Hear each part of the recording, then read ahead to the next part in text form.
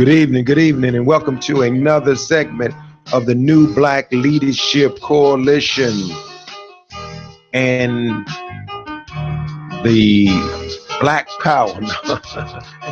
But no, the New Black Leadership Coalition and the edit here at IntellectualRadio.com, and we're gonna have a candid conversation with you tonight.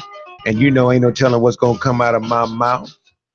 But what you can rest for sure is that whatever comes out is going to be uh, undisputed. It's going to be uncompromising, and it's undeniable the truth. And actually, mainstream radio would do really, really good if they would give me all of those hours and those stations on Clear Channel that you pay all of your rich clowns to be on every day. But if you really would give that time to folks with substance, I guarantee you that we can transform and change many of the things that's going wrong and most of the poison that's going in the minds of our people, and primarily just entertainment. I'm here this evening with a wonderful, great, astute student, Brother Enoch Muhammad from the Hip Hop Detox Yes, sir. Nation. Really, really honored. And I know you, most of you all, and some of them still out there saying, "Where's Minister Mike?" Because Mike been setting them on fire up in here. But our coalition is comprised of many, many, not just great speakers, and they just happen to be blessed with that ability, but they're strategists. These are abolitionists. These are warriors. These are freedom fighters, liberators. Yeah, liberators. These are individuals that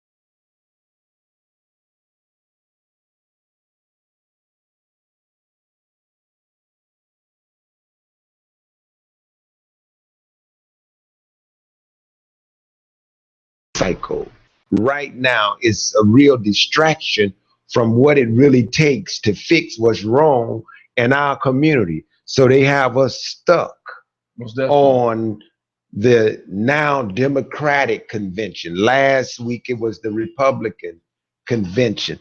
And honestly, I don't want to get off into any of that about Mr. Trump and Miss Clinton. I want to deal directly with what we have to do in order to transform the minds of the youth and the adults. Yes, sir. Because I heard you mention earlier about parenting classes. Yes, sir. It's necessary. With some of the things, but with the detox hip hop, what was this about apologizing to the youth?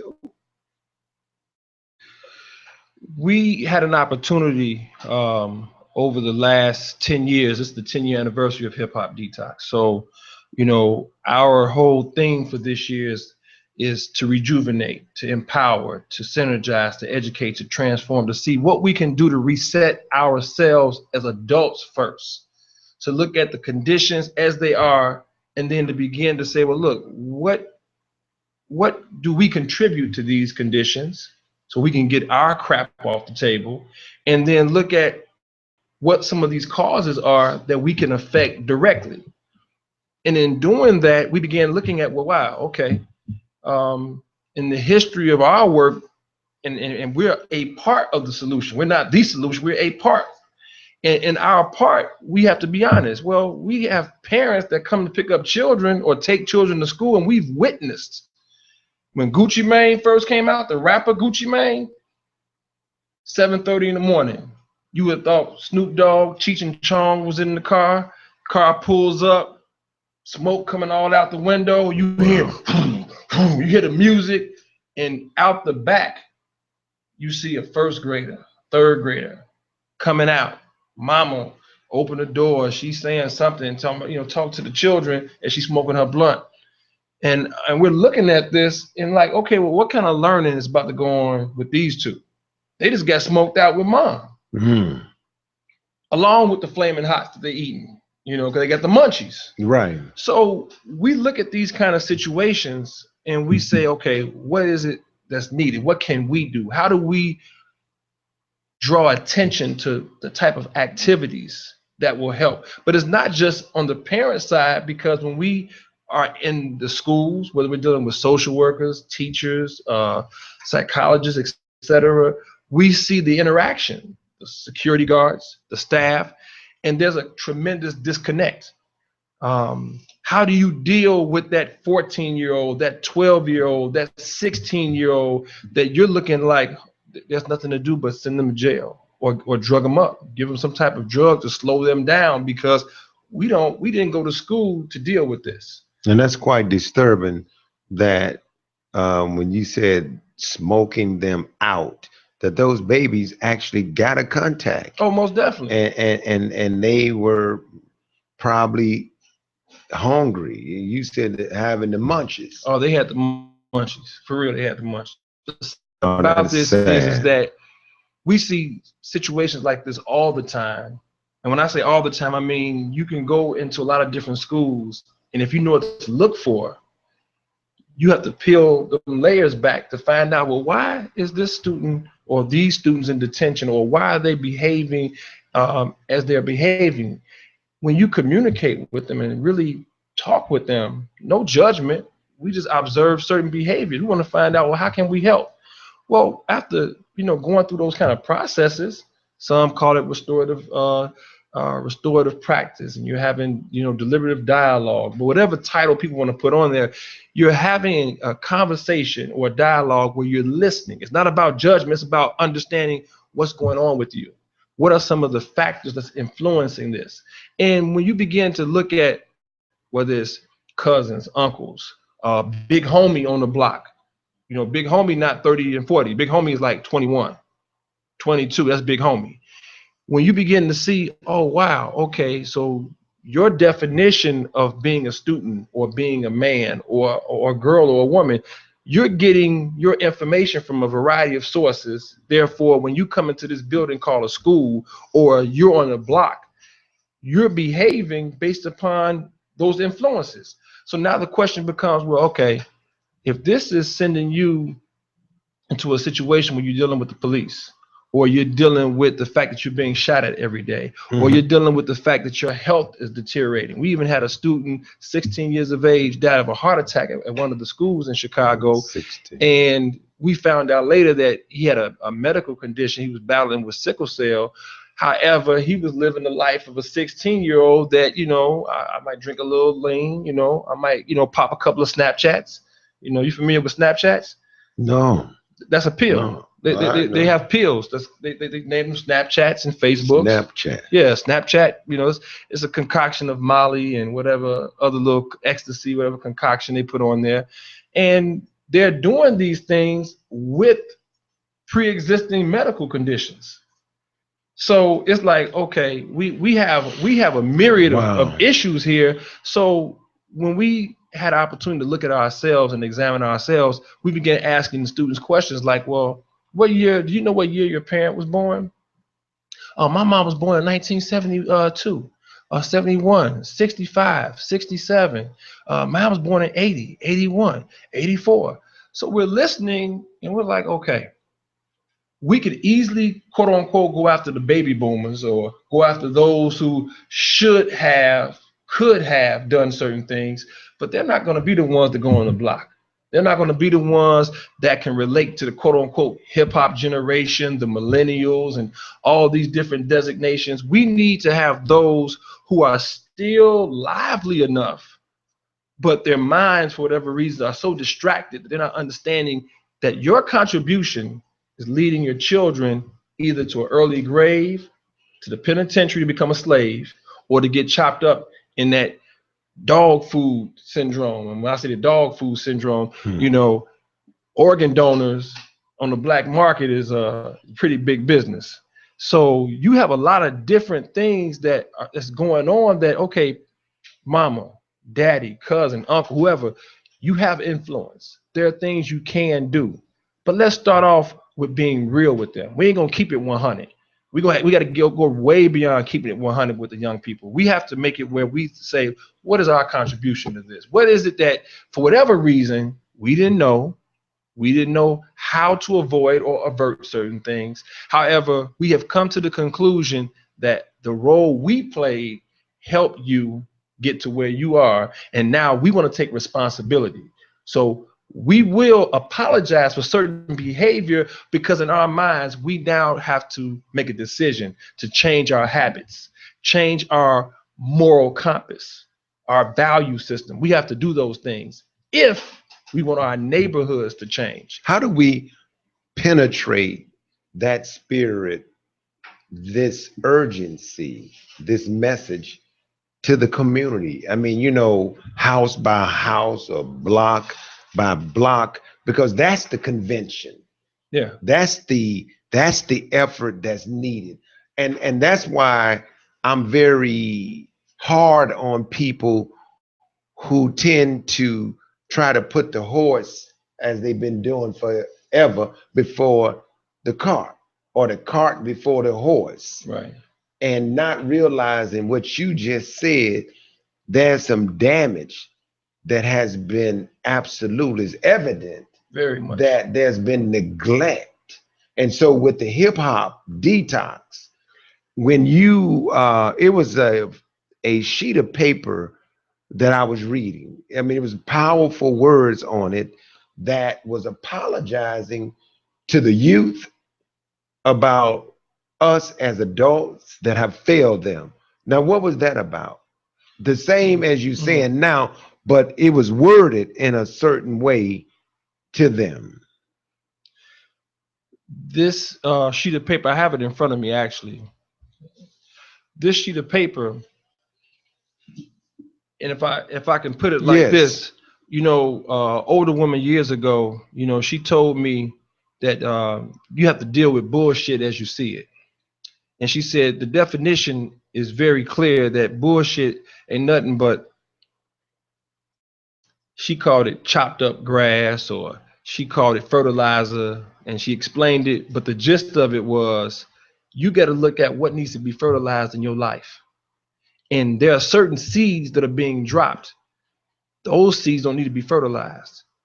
When we took this apology into the schools, we started off with a certain number of them, but the more we communicated with the young people, we had to add in, because as we were detoxing, we were discovering certain things that they had in their hearts that began to come out. And we're like, oh, okay, we need to add a couple of things here, because there's certain things we already knew, certain things, okay, we need to consider our impact. So the first one, and just to make a note, those born after 1965 who have children, teens, young adults, and adult children. So we're predominantly talking about those who are from quote unquote Generation X, going, coming back this way. So Generation X's, if you will. Well, I apologize for not wanting to be a parent, even though I wanted to have sex. Say that again. I apologize for not wanting to be a parent, even though I wanted to have sex. A lot of young people will tell you in a heartbeat, my mama don't care nothing about me. She don't care if I'm out till 2 o'clock in the morning. She don't tell me I gotta have a bedtime. I go to bed when I get tired. There's no regular bedtime for me. When I was at a couple of mentoring camps, one of the biggest things that would happen is there would be a large group of youth who were insomniacs. They didn't have a regular bedtime. So, they would just fall out at 4 or 5 o'clock in the morning, refusing to go to bed at the assigned time of 10 or 11 o'clock, knowing that they had to be back up by 7. Wow. That's because there was no regularity in their sleeping pattern. Not to mention the fact that they were going through withdrawals because their electronics were taken away from, no phones, no tablets, or anything like that. So they were going through withdrawals from electronics, not to mention Black and Mild and whatever else they were smoking. So those things, after we discussed those things, well, I mean, I don't have any boundaries. There's no parental anything to tell me I need to go to bed. But once we began dealing with that issue, well, the parent didn't want to really be a parent. I was just kicking it. I was at the club. You know what I mean? She looked good. You know what I mean? He looked nice. So the reality is that if you see your children as a liability, then there's certain investments you're not going to put into their lives. And one of those unfortunate investments is there's no development going on. There's no training going on. It's like just letting weeds just pop up all in your garden, all in your grass. There's nothing going on to cultivate, to prune, none of that going on. It's just growing. So all the ones that you see here that deals with apologizing for not only not wanting to be a parent, even though I wanted to enter into the process to produce life, but even, from the side of brothers, not staying with you and your mother and taking care of my responsibility. Of course, that's one that we've heard over and over and over again. And that one right there has got to be a very, very painful one. You would think, I apologize for not staying with you and your mother and taking care of my responsibilities. I apologize for being a modern day slave, stud, making babies, and not having a care as to who they are and how they are doing. And so when you go back, and this is like a sociological, perspective or conversation. And that's why, as I tell people about the new Black leadership, we are addressing, in terms of having a coalition of members such as yourself and many others that address every aspect of the not just negative, but what has destroyed the fabric of our family. Yes, sir. And it starts with human sexuality, but beyond that, we have other, members who deals with those forces that perpetuate all of that. Because it's big business. I mean, it's big business. The money and the profits are always in the treatment, never the cure. So when you're looking at a condition and you want to look at it from the various perspectives for a cure, there's a biotech side of it and there's a psychosocial side of it.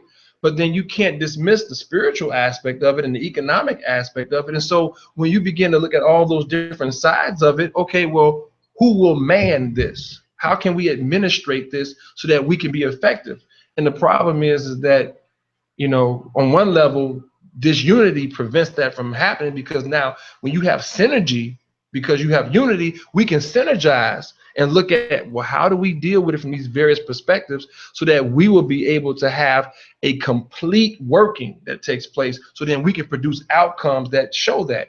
Well, disunity prevents that, because you don't have the synergy. You're not communicating with each other. You're not sitting down to craft that which will be effective. But then on the other side of that, you have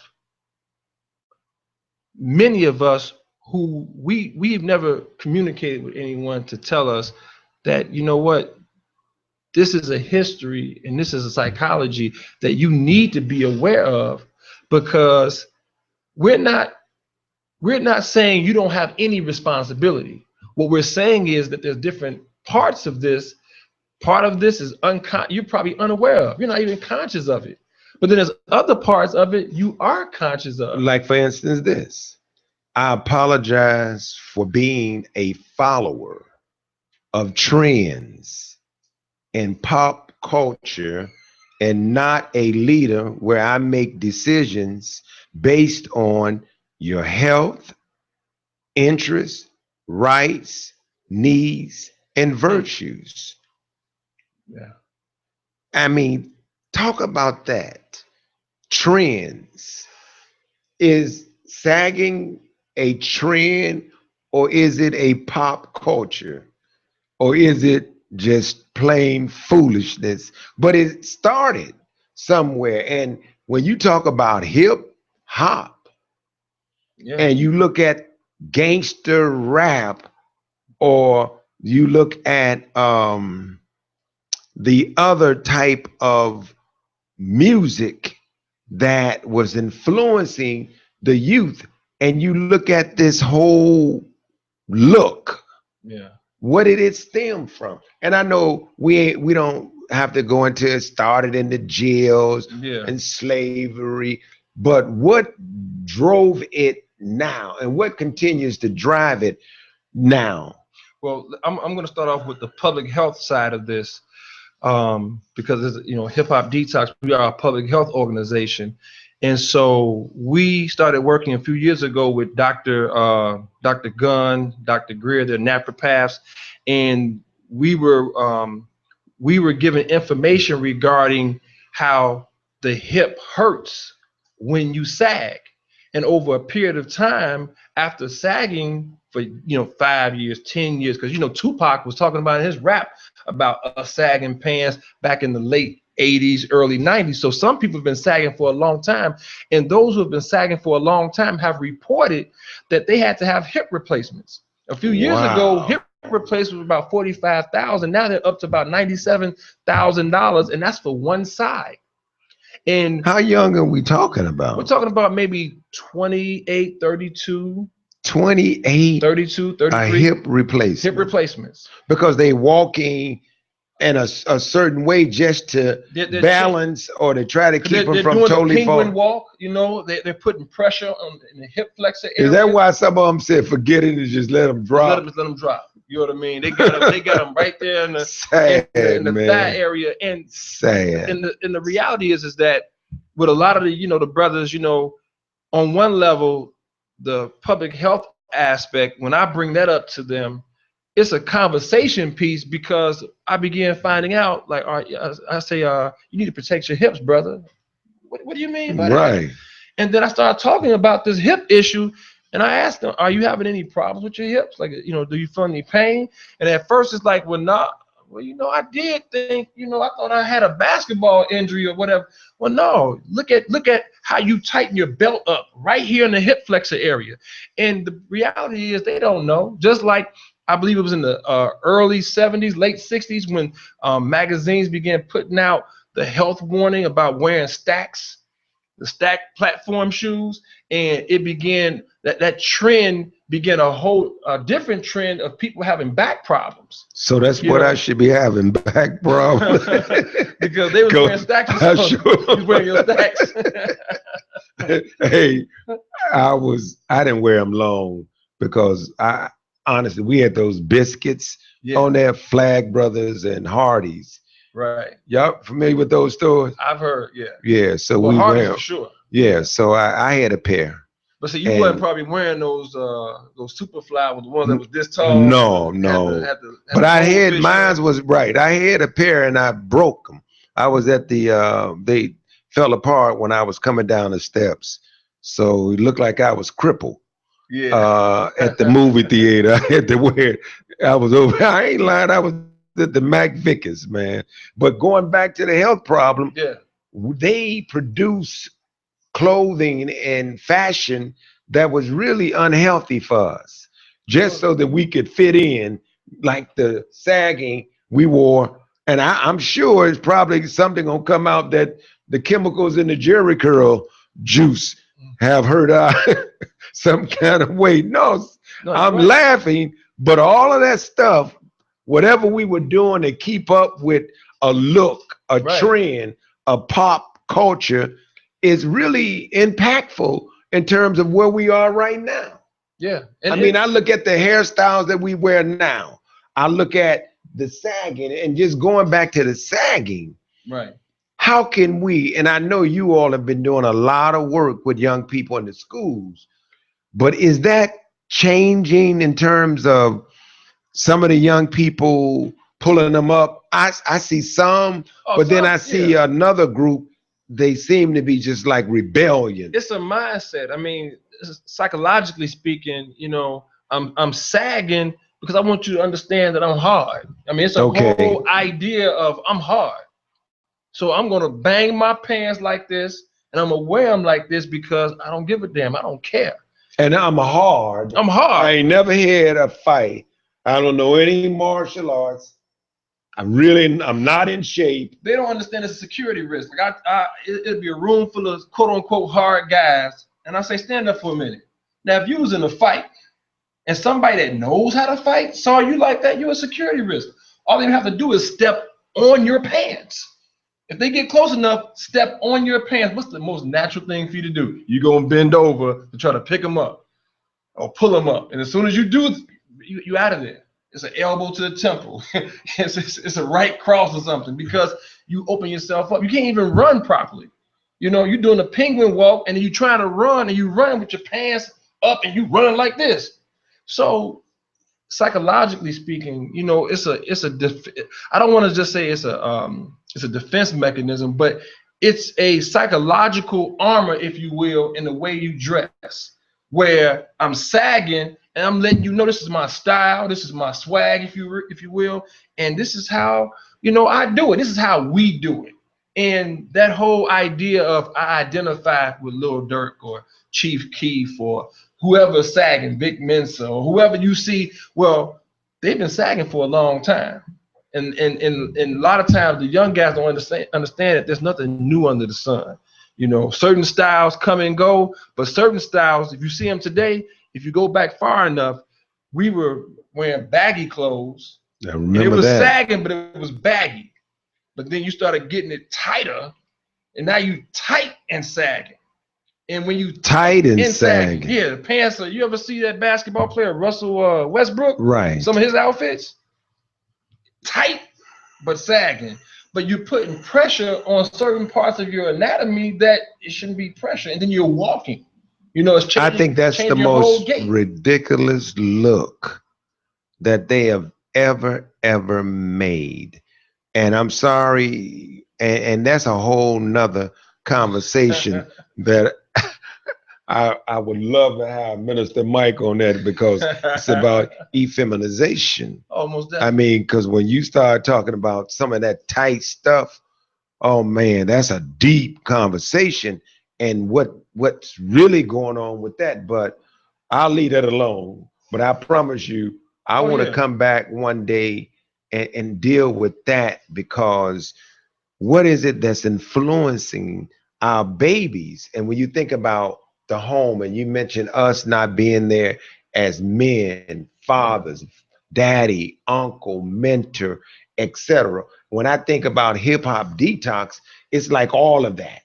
It's like all of that that's missing in the youth. And I'm sure you all have had sessions in some of the schools or some of the mentoring programs out here that some of those young people came up to you all and did not want you all to leave because they felt you. They had to feel you. If you telling them the truth and you challenging some of that they're fearful to give up because we not there to protect them, to vanguard them, even because they wearing it, like you said, so that people don't look at them as they're not hard, they soft. So if you're not hard, then you look a certain way that you soft. And they don't want to have to feel like they're vulnerable to someone coming up to them saying, hey, who you riding with? You BD, you GD. Yeah. That's real. And they need somebody. And that's the apology to me that needs to go out, is that they don't feel secure. No, and they don't have anybody to advocate for them in a way where they can get the necessary ammunition to be okay being them and not having to follow pop culture. Wow. Because when like some of the students, once they find out about the hip replacements and how much money it costs and what it does, they immediately want to they pull their pants up, like, oh man, forget that. And then when you begin to go further with them on these kind of issues, then when they go into the lunchroom, you hear them repeating it. You hear them having conversations about it. They're Googling it now. They want to find out, man, is this real? But what can they do, Enoch, to walk through a community, to come home from school, and let's just wishful think that they have some chores or some things that they have to do. And I think in some of those households, okay, Mike, go and wash the dishes. Greg, go and clean up, your room or the bathroom, tighten it up. Right. And then you can go out.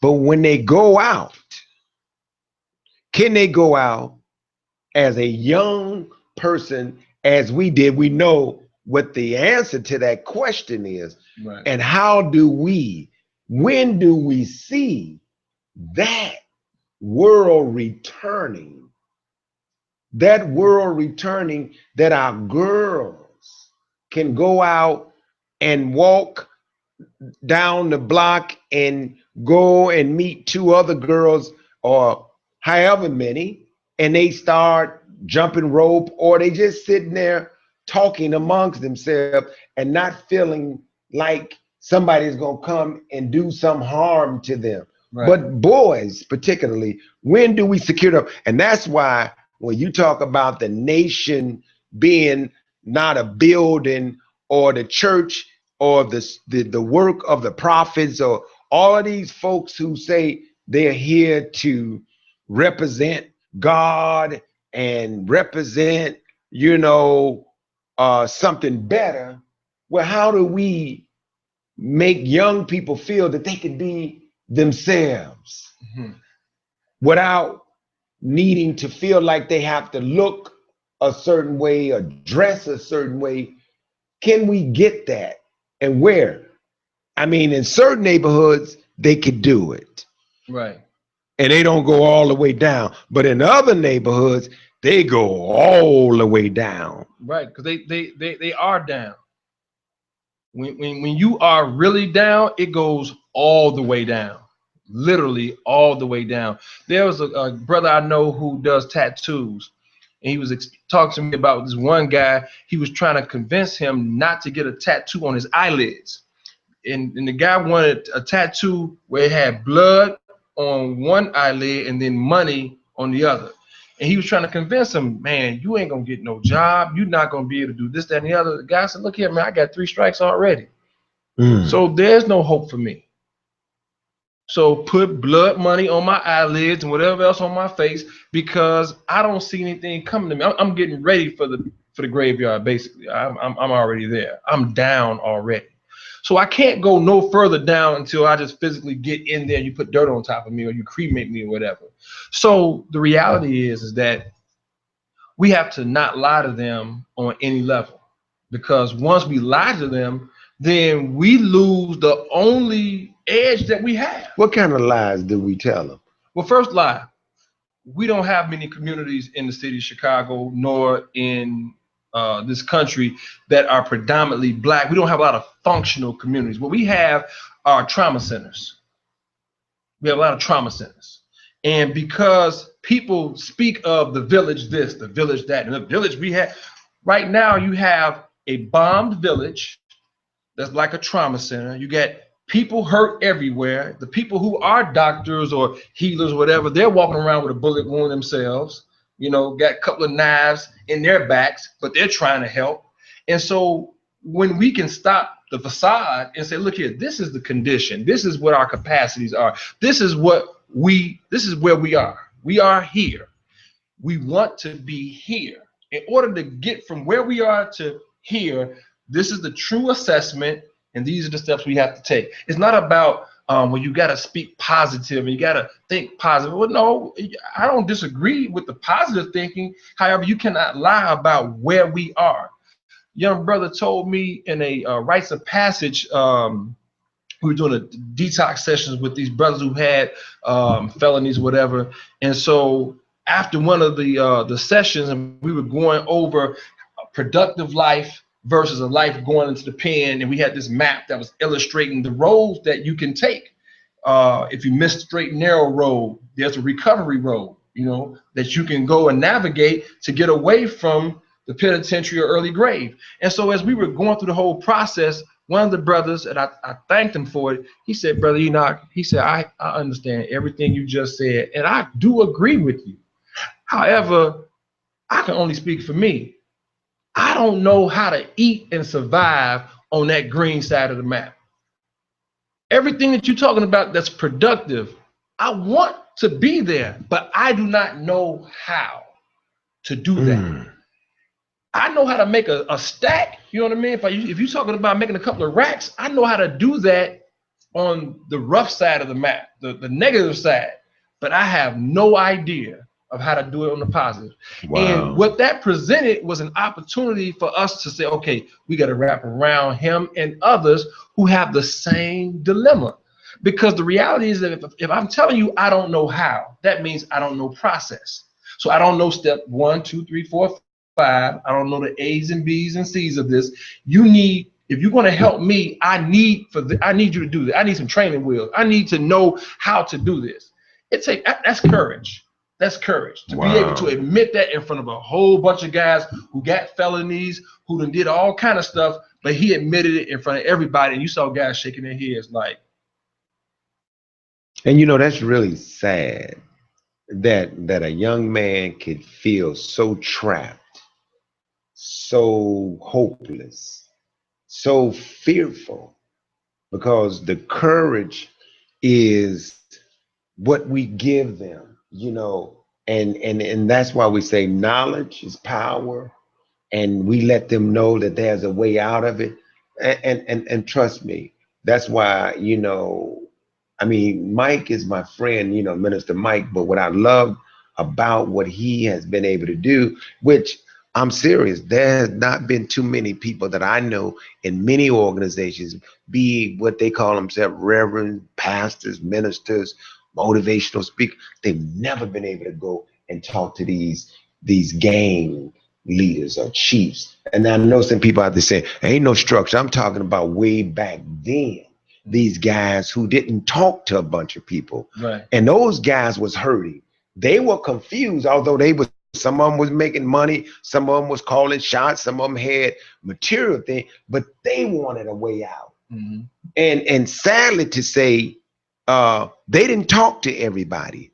And many people who claim that they so connected to the spirituality of things, right, they don't have that courage to lead like that, where you talk about stuff that's dangerous. You talk about the health issues. I mean, you talk about all of the things that could damage them and yet free them from this destructive behavior. You know what I mean? Because it's destructive behavior. And that's why I promise you, bro, we as, and I saw a Facebook thread or someone put it out there, forgot the young man's name. I think it was Jetta, one of the guys, Jetta Brown. And you put Gregory Singh and Minister Mike, you put T.O. Hardeman, Cyron Smith. You put people names on them that sometimes individuals are not always comfortable with those people being in the room because they know we're not going to settle for just talk. Right. We're not going to settle for just the same rhetoric, and then there's no courage to lead, because you know there's three different kind of people, or you can say more than three, but when it comes to leadership, there's people who follow, and there's people who lead, and then there's people in between. I see the hip hop detox as that lead, one of the lead organizations, you know, that sit at the table on the New Black Leadership Coalition with a program that addresses one of the biggest needs in our community. You would think this would be on the Democratic platform. See, this ain't on the platform. You don't have a platform when you don't talk about this. The rest of it is a joke. So all of you that claim to be so attached to the Democratic machine, and you got Jesse and Sharp and them, they ain't talking about this, because this means work. Yeah. This means work. Yeah. They talking about stuff that won't be delivered at all. And they'll go, and what they do with they slick butt, they always go back to who's blocking this from happening. The Supreme Court, the Congress didn't get the vote. Damn, a vote. It's some stuff that you can show up on the block if you serious and roll up your sleeves and make a difference. Yeah, but if you're a hustler, yeah, and you playing games, then you gonna always be attached to that, and then you want to make black people feel guilty talking about if this is the most important election. Man, the most important damn thing right now is for us to go each one teach one in our community, because many of them are not voting. Many of them can't vote. And then you got clowns who are distracting our people. I mean, hey, if that's the arena that people would like to try to survive it, I'm not mad at you, but don't make it appear as though our people are stupid because you find your salvation only in that way, and not your salvation, but your hustle. But go ahead. I had to get that out. No, I got you loud and clear. I got you loud and clear. You know, there's a part in the apology that goes to what you just said. Their names in here? No, I'm just kidding. Well, you know, sometimes, you know, people's actions manifest. We ain't gotta put a name on it. You already know. You know, no explanation needed. But there's a part that reads, want to make sure I apologize for following the worst examples of leadership, where I cut deals that left out the youth, the poor, the homeless, the mentally challenged, and all those we are responsible for. That part wasn't put in the Sun-Times, by the way.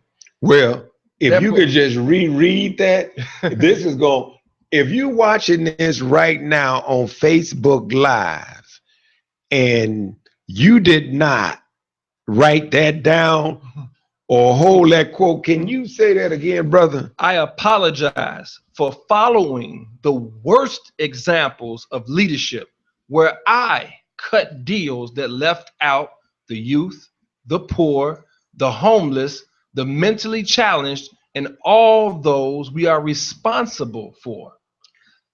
Wow. That part right there is what comes to my mind. And there's a couple of images. There's one image, is a political book I read, and it showed a vice grip. And then it showed those that was on the left, those on the right, those black, white, etc. And it showed all those in the middle that were being squeezed. But what it didn't show was the hidden hand that was maneuvering the vice grip. And many times, a lot of us, we are not either willing to deal with that hidden hand, nor are we willing to understand that there are those of us, you know, Willie D, the rapper from the Ghetto Boys, he had a song called Let a Hoe Be a Hoe. And unfortunately, you get those of us who figure, well, hell, you know, pimping been pimping since pimping been pimping. So I'll take a pimp, whether it's a Democrat pimp or Republican pimp. Pimp got money, so I'll be their hoe. And unfortunately, you get many that feel that I gotta eat. And those are the type that, you know, brothers gonna have to really work out on. Do they do this just to go down to Gibson's and Hugo? I mean, you just cut the deal for a meal, or are they cutting the deal? 3 pieces of biscuit. Man. 3-piece spicy. Wow. And I mean, cutting deals. I mean, because that's one of the most operative pieces to this is I apologize for following the worst examples of leadership where I cut deals. I mean, just stop right there. Yeah. I cut deals. Yeah. I'm not doing what I'm doing because I really believe in the upliftment of poor people, people with disadvantages. I'm doing this because behind closed doors, the hidden hand that you spoke about is to mislead the people, have them squeezed, you know, this grip while I eat and live a certain lifestyle. Yeah. And my people continue to suffer. Nobody in their right mind, and I know our brother, Dr. King, would be disturbed if he drove down the streets in New Orleans, Chicago, Baton Rouge, parts of Minnesota, Baltimore, I mean, all over, and look at the condition economically of our people. You think as a civil rights leader, and he's beyond a civil rights leader, definitely. He was a visionary that was hurt and it bothered him, and he put his life on the line when he realized that he was basically trying to integrate our people into a burning building. But here the deal cutters, they don't care about any of that, because the little brother that's sagging, the little brother that's a chief, I don't remember any of them ever. I think one time they brought them to the White House, right? Jeff and them, and there was a game that they played with Jeff. They actually made life worse for Jeff and them after they left, because they really didn't have, their motives were wicked when they brought Jeff and them. It was a game politically that they were playing. But when I think about what you just said in this piece of apologizing from the hip hop detox perspective of our young people being tricked, not being taught personal responsibility, accountability, values, how to resolve conflict, how to raise up their self-esteem, how to become a better decision maker. Those things are being neglected. And it's not healthy. I mean, those who are cutting deals don't understand that you can't pollute the waters and then expect that your children are not going to drink from those same waters, your grandchildren, or great-grandchildren. So you can't put out all these kind of things and think it's not going to come back to you. And the reality is that it's coming back. You know, you're getting older and you're seeing your children and your children's children suffering, and you had a role to play in it. So you can complain about the young people, complain about, you know, the culture, complain about all these things, but what was your role in it? And that's so powerful, because when I tell people the reason why I'm part of this whole piece in the new Black leadership is because it gives me hope. When I decided to do this show, believe me, I could have came on here and ran my mouth and talk and about a lot of things, but there's nothing more urgent than this kind of coalition that addresses every facet of life, every issue, and with strategies, with a platform that will be revealed soon that you know about. Right. uh, and folks that are listening, soon you would get some information from this show that would deal with an upcoming opportunity where you would learn more about some of the strategy and the vision and the mission and vision of the New Black Leadership Coalition, and you will come to know that this is a very serious body of minds that are really interested in saving our people, saving humanity. And I know sometimes I go and say things and bother with. The only reason I bother with Jesse and Sharpton, and the only reason I do this because I mean they're our brothers, and really I don't hate them. I really love them. I'm just disappointed that they continue to let people use them as they are the voice for our people, and you're not at all. I mean, you have been out there for reasons. I think that we all were proud a bit, but now you need to sit down and move out the way and let these young minds that are very serious come and do the work that need to be done. You know, bottom line, but we can all work together, but you're not the lead. You're not in charge. Stop it. And this is with love that I'm sharing it like this, because the more you continue to do that, you dilute your own message, your own history, you know, because you think it's about you. Be quiet. You're not our voice at all. You didn't bring millions to Washington, D.C., brothers, justice or else. I mean, I'm just being honest. You all didn't do that. So it's a shame. And it ain't about numbers who could bring, but it's the message that they got when they arrived. And they didn't leave hungry. And they sure enough didn't leave confused. Well, you know, I think a lot of people, they are so caught up in what's grassroots and what's mainstream and the value of each, not understanding that they're not the author of any of it. Whew. And if you're not the author of any of it, then going back to the conversation dealing with the ego, you have to kind of back up a little bit and understand what your role truly is and what is to come after us, because all of us are you know, we're here for a period of time. Thank you. And you know, and we have to transition, all of us. And you know, to those who may be watching, you know, I found out last week that my cousin Ann Ward transitioned early last week. She had a heart attack, and Sorry to hear that. she's known all, you know, within the different circles with Haki Matabuchi and the Betty Shabazz school. And you know, she would come to Hip Hop Detox to do vocal training. She was a musician, but she taught children all over the city. And, you know, one of the things that I think a lot of times we begin to forget sometimes is that this is about the people. The people will be here.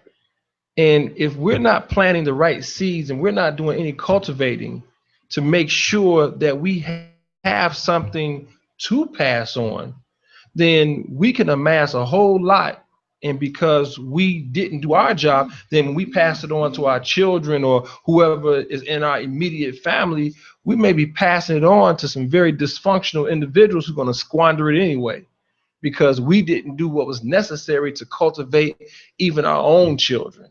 And so I think those who are in leadership position, quote unquote, whether you've been selected, anointed, appointed, whatever role you are playing, because everybody got to play their role, the condition of the people make it where we have to understand we got a lot more work to do. And I wouldn't be so thrilled to say I'm a leader if you look at the condition of the people. All I want to do is just help serve, and do a better job of being a servant, and then help other of us that's in leadership recognize this is a servant job or work. That's what it is. Boy, enough said right there. And we're going to end on that note right there, because that is what it's all about, being a servant. And let me just say, sometime when we call each other on the carpet, it don't mean that is we hating or any of that. But sometime as a family, we have to say what's on our mind. Hey, truth without And boundaries. truth without boundaries. Gotta But keep it anyway, true. thank you all for tuning in.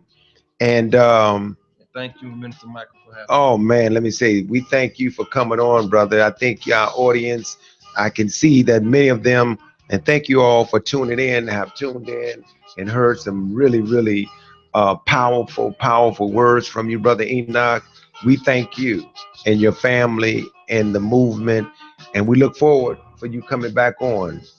All right, and folks out there, thank you all for tuning in to Intellectual Radio.com.